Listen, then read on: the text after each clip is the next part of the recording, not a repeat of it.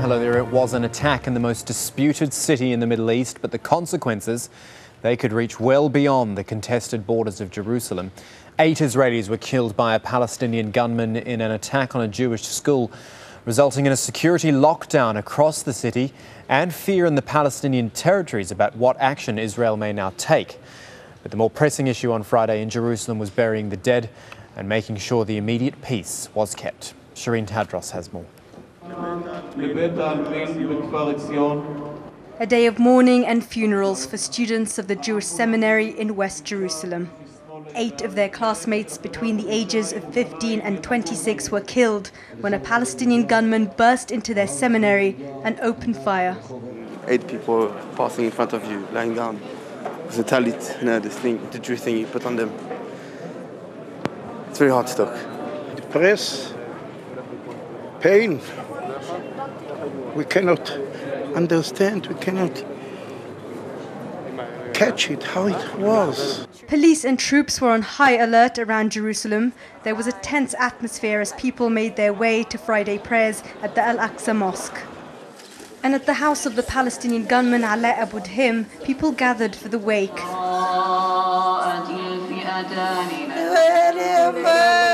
His mother clutching her son's picture, unable to speak. This is the house where Ala Abu Dhim was born and where he lived for 26 years. His family and friends have told us they're shocked by the news and there's fear amidst the family of what the repercussions may be. Ala Abu Dhim's family house was raided on Thursday night by Israeli forces. His 2 brothers were arrested along with his uncle. Everybody understands the pressures the Palestinian people are under, especially in the last few weeks.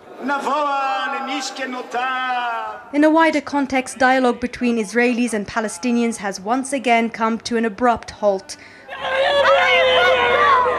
With close to 130 Palestinians killed in Gaza in the last 7 days and Thursday night shootings creating a difficult background for any high-level talks between the Palestinian President Mahmoud Abbas and Prime Minister Ehud Olmert.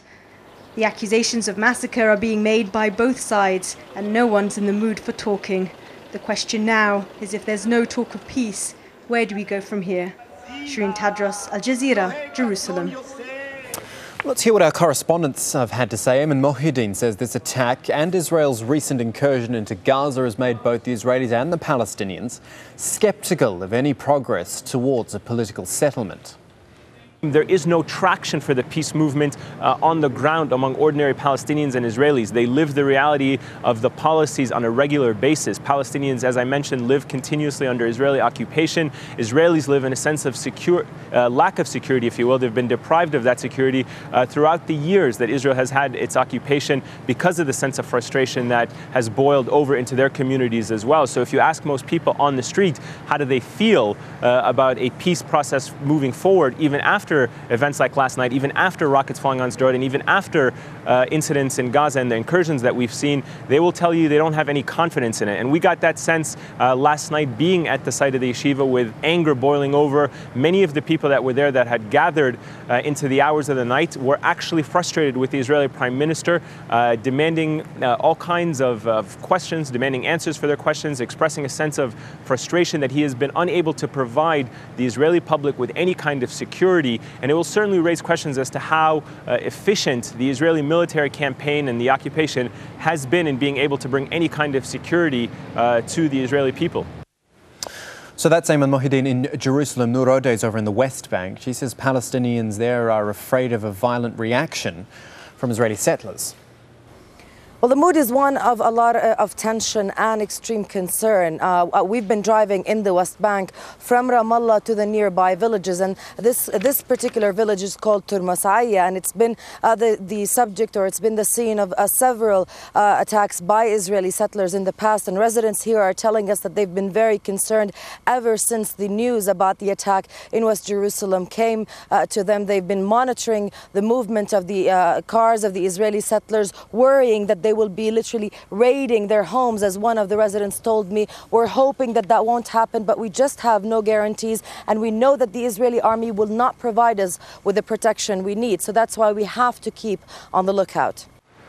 Just one more note out of the territory's Al-Aqsa Martyrs Brigade, that's the armed wing of Fatah, says one of its fighters was shot and killed by Israeli forces in the northern Gaza Strip. Israel denies its troops were involved.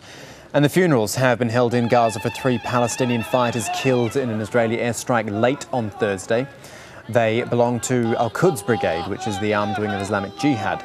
The Israeli army says they were planting a bomb in an area where an Israeli soldier was killed on Thursday. Now, in other news of the day, at least 68 people were killed by twin bomb blasts in central Baghdad's commercial district on Thursday.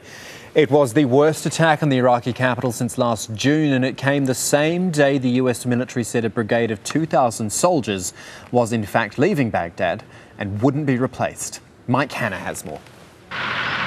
Daylight made clear the enormity of the twin bombing attack, the clean-up of the massive damage underway.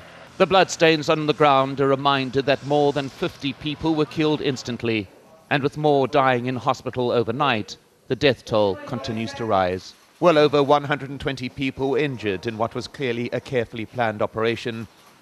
The first explosion occurring just after 8:30 in a crowded market at the beginning of the weekend.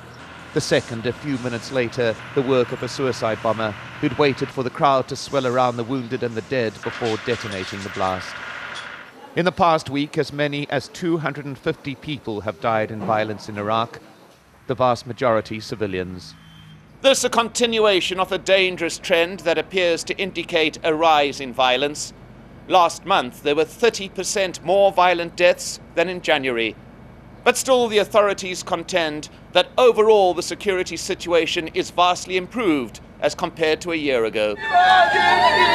But statistics matter little to those who continue to bury their dead, or to a father who has lost his son. My son is dead, what more can I say, he says. My son is dead, and it has broken my heart. Mike Hanna, Al Jazeera, Baghdad. And staying with Iraq, the country's president has arrived in Ankara for talks with Turkey's leaders. Jalal Talabani's first foreign trip as head of state. It is only expected to last a day, but his talks with President Abdullah Gül come only a week after Turkish troops withdrew from the north of his country following a controversial campaign against Kurdish fighters there. Iraq condemned the military offensive, which Turkey said was carried out in self-defense. Campaigning for this weekend's elections in Spain has been suspended after a former socialist councillor was shot dead in the Basque region.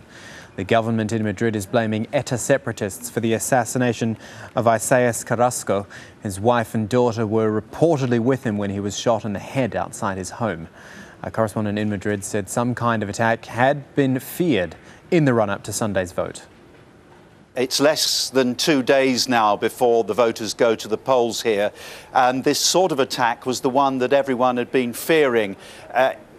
It has to be said that ETA has been very quiet during this campaign, and some people say even this attack, if that's all that happens before election day, may be a sign of their weakening position within Spanish society. There were a number of arrests in recent months, and it's the belief of many that they have been weakened considerably. All political parties, as you were saying, have condemned them as a result of this attack.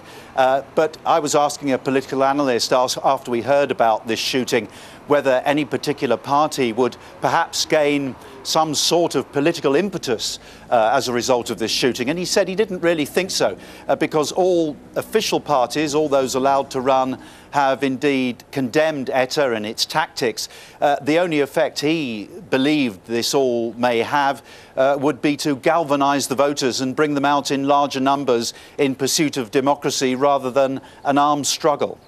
Move to South America now. The leaders of Venezuela, Ecuador and Colombia are all meeting at a summit of Latin American countries in the capital of the Dominican Republic, Santo Domingo. This is the first meeting since the border dispute erupted between those countries over Bogotá's raid into Ecuador to kill FARC rebels. Venezuelan President Hugo Chavez has called for cooling of tensions with Colombia. Chavez said the summit was going to be positive. Meantime, Ecuador says it's arrested 5 FARC members found in its territory. The suspects, all said to be wearing military uniforms with the FARC logo, were detained along the Changue River just meters from the border with Colombia. Ecuadorian troops have been on the lookout for any signs that residents in the area are providing shelter for members of